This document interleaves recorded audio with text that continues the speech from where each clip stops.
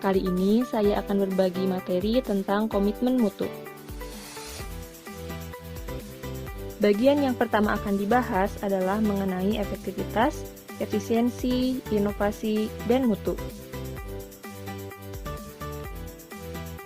Sebelumnya, saya bahas terlebih dahulu mengenai pengertian komitmen mutu. Komitmen berhubungan dengan individu atau kelompok, janji, dan perbuatan.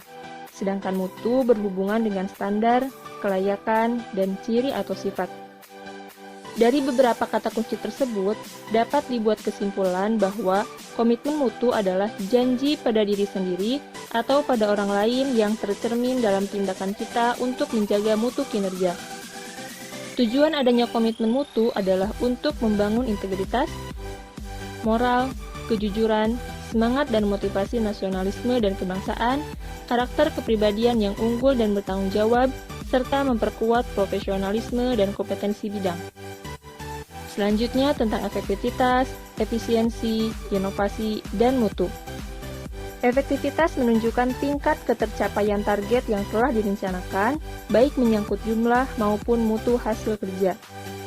Efisiensi merupakan tingkat ketepatan realisasi penggunaan sumber daya dan bagaimana pekerjaan dilaksanakan sehingga tidak terjadi pemborosan sumber daya, penyalahgunaan alokasi, penyimpangan prosedur, dan mekanisme yang keluar alur. Inovasi merupakan cara utama di mana suatu organisasi beradaptasi terhadap perubahan-perubahan di pasar, teknologi, dan persaingan. Sedangkan mutu merupakan apapun yang menjadi kebutuhan dan keinginan konsumen, atau nihil cacat, kesempurnaan, dan kesesuaian terhadap persyaratan. Atau ada juga yang menyebutkan sebagai kesesuaian terhadap spesifikasi. Ini adalah contoh perubahan yang melibatkan efektivitas, efisiensi, inovasi, dan mutu. Yang pertama berhubungan dengan komunikasi. Pada zaman dahulu, komunikasi hanya dilakukan dari orang ke orang, tanpa menggunakan media apapun. Seiring berkembangnya zaman, komunikasi jadi bisa dilakukan dengan berbagai media. Hingga saat ini, teknologi memiliki peran penting dalam perkembangannya. Bahkan, hanya dengan satu alat saja, kita tidak hanya bisa berkomunikasi, melainkan juga bisa memperoleh berbagai informasi. Yang kedua adalah mengenai transportasi. Pada zaman dahulu, orang-orang melakukan mobilitas hanya dengan berjalan kaki. Namun, seiring berjalannya waktu, banyak inovasi-inovasi baru dalam menciptakan alat transportasi. Mulai dari alat transportasi darat, laut, bahkan udara. Hal ini mempermudah kita dalam melakukan mobilitas. Dengan adanya inovasi-inovasi tersebut, tentu banyak hal bisa dilakukan dengan lebih efektif dan efisien. Selain itu, di luar sana banyak orang, kelompok, atau organisasi yang berlomba menjaga kualitas mutu dalam setiap inovasi barunya. Ada beberapa hal yang bisa dilakukan untuk menjaga komitmen mutu, di antaranya yaitu yang pertama, goals atau tujuan. Ini tentang bagaimana kita mampu menetapkan tujuan dalam setiap tindakan yang akan dilakukan. Yang kedua, roles atau peran. Tentang bagaimana kita mampu menjalankan peran secara konsisten dan profesional. Yang ketiga, procedures. Ini tentang sistem yang digunakan dan harus dimiliki serta senantiasa diperbarui mengikuti perkembangan zaman. Yang keempat adalah relationship atau hubungan. Tentang bagaimana kita mampu menjaga hubungan dengan setiap individu, kelompok, atau organisasi, terutama yang memiliki hubungan erat dengan kita. Dan yang kelima adalah leadership, atau kepemimpinan. Ini tentang bagaimana seorang pemimpin memanage segala sesuatu yang berhubungan dengan goals-nya. Kita lanjutkan ke bagian yang kedua, tentang nilai dasar orientasi mutu. Pada bagian ini, saya akan berbicara mengenai manajemen mutu terpadu atau Total Quality Management, yang disingkat TQM. Total Quality Management atau TQM terdiri atas kegiatan perbaikan berkelanjutan yang melibatkan setiap orang dalam organisasi melalui usaha yang terintegrasi secara total untuk meningkatkan kinerja pada setiap level organisasi. Terdapat 5 pilar TQM dari Bill Krich, di antaranya adalah organisasi, pemimpin, komitmen, proses, dan produk.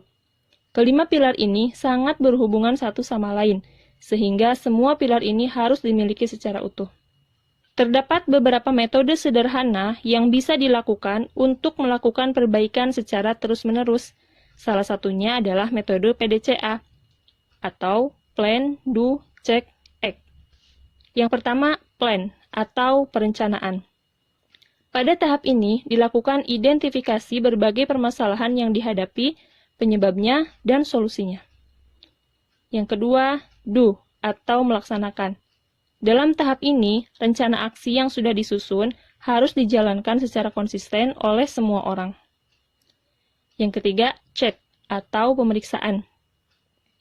Pada tahap ini, dilakukan pemeriksaan apakah rencana aksi yang sudah dilakukan telah berjalan dengan semestinya. Apakah target dan ukuran keberhasilan yang telah ditetapkan dapat dicapai? Jika belum tercapai, apa saja yang menjadi kendala atau sumber permasalahannya? Yang terakhir, act, atau melakukan tindakan. Melakukan tindakan atau keputusan yang perlu diambil sebagai tindak lanjut dari tahap check. Selanjutnya, akan dibahas tentang karakteristik nilai dasar orientasi mutu, yang diantaranya adalah komitmen bagi kepuasan masyarakat, pemberian layanan yang cepat, tepat, dan dengan senyuman ramah, pemberian layanan yang menyentuh hati, tanpa cacat, tanpa kesalahan, dan tidak ada pemborosan, pemberian layanan yang dapat memberi perlindungan kepada publik, berkaitan dengan pendekatan ilmiah dan inovatif dalam pemecahan masalah dan pengambilan keputusan, serta upaya perbaikan secara berkelanjutan melalui berbagai cara. Kita lanjutkan ke bagian yang ketiga tentang pendekatan inovasi. Inovasi barang dan jasa adalah cara utama di mana suatu organisasi beradaptasi terhadap perubahan-perubahan di pasar, teknologi, dan persaingan. Wujud inovasi dapat berupa produk, layanan, metode kerja, maupun sumber daya. Inovasi dapat dilakukan dengan 4 cara, yaitu yang pertama, penemuan. Pada penemuan, ini mengkreasikan suatu produk, jasa, atau proses yang belum pernah dilakukan sebelumnya. Yang kedua, pengembangan, yaitu mengembangkan produk, jasa, atau proses yang sudah ada. Yang ketiga, duplikasi, yaitu menirukan suatu produk, jasa, atau proses yang sudah ada. Dan yang keempat, sintesis, yaitu perpaduan konsep dan faktor-faktor yang sudah ada menjadi formulasi baru.